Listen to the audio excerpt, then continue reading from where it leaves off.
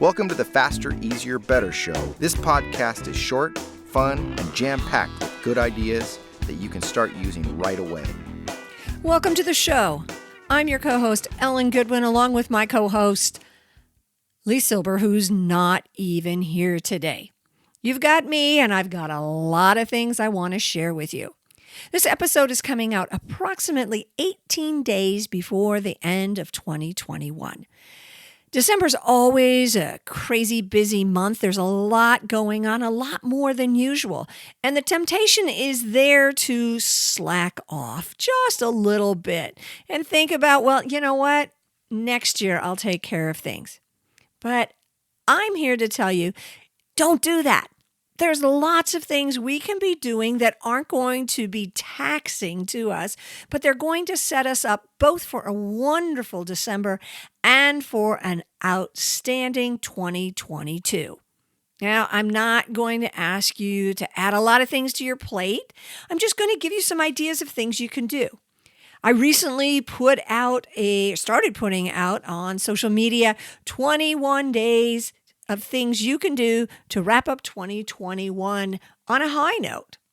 And I'm going to share a few with you today so that you can maybe add them to your life, make the rest of your December super effective, productive, and yes, fun.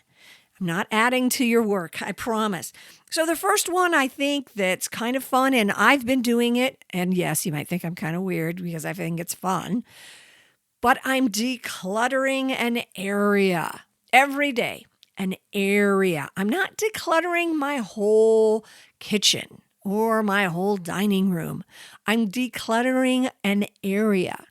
And you alone get to decide what that area it is. It could just be a foot of space on your desk that is a bit of a disaster area. Easy enough. Set a timer, look at your area, and get going. So maybe you set a timer for 10 minutes and you just go through that area, throw things out, pick out what maybe you want to give away, share with someone else, and then you're done. 10 minutes, boom. Now, when you've got things you can give away, you can always go to your Buy Nothing group that you can find on Facebook or any other kind of group where you just share things. You could donate it. Another thing you can do before you even get started is to take a picture of the area. And then when you're done, take another picture. There's something super satisfying about before and after pictures. Gives you a little hit of dopamine, and you're excited to do that. One of my favorite things to do when I'm done with this is just to go back and admire what I did. I'll honestly share that. I do that all the time. Now, if you need some ideas of places that you could declutter, think about your medicine cabinet or the condiments in your fridge or maybe your spices or junk drawers in whatever room there is. So that's the first one, declutter an area. Second, create a list of achievements that you have achieved this past year. Sit down, maybe in a quiet spot with a cup of coffee or an adult beverage of your choice and think about the past year and what you achieved both in your personal and your professional life. Just write those down. You might need to look through your planner or your calendar, but see what you achieved. Maybe it was something as simple as you made it to all of your daughter's softball games, just like you promised, or you attained a couple certificates at work, or you nailed down some contracts. Whatever it is, just write it down. Now, this achievement list is a nice thing to keep around, especially when you're feeling like, wow, I didn't get anything really done this year. I bet you did, and it's on your list. Now, this list is going to come in handy for the next thing that you're going to do, and that is to choose your goals for 2022. Now, when I say choose your goals, you're just kind of coming up with them right now. What would you like to achieve in your personal life, in your business life? Write those goals down. And I'm a big believer, as you know, of writing things down on a piece of paper so you can go back to them. This is especially important in this point because you're going to write these goals down, but they are not written in concrete at this point in time. What I would do is take that list of goals, set it aside, and plan a time in about 2 weeks to go back to it. A lot of times we write down goals because we think that's what we're supposed to do. I mean, do you really want to do that?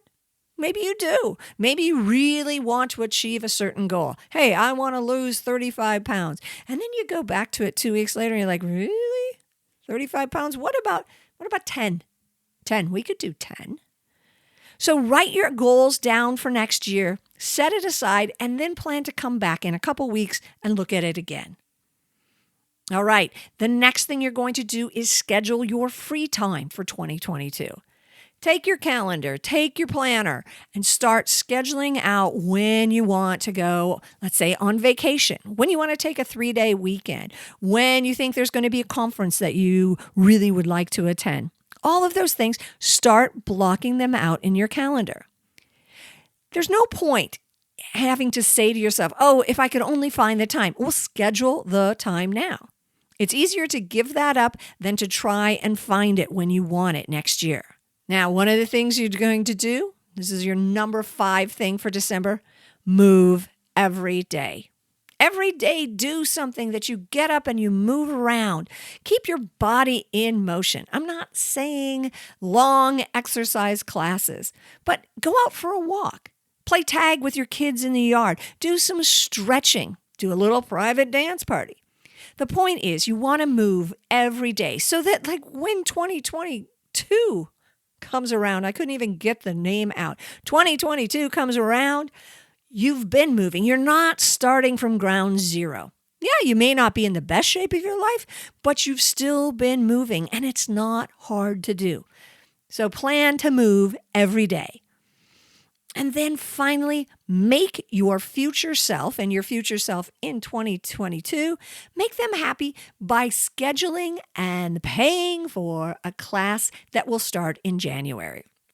Now, this class is entirely up to you. Maybe you've thought about taking, I'm going to take a spin class. Well, stop thinking about it.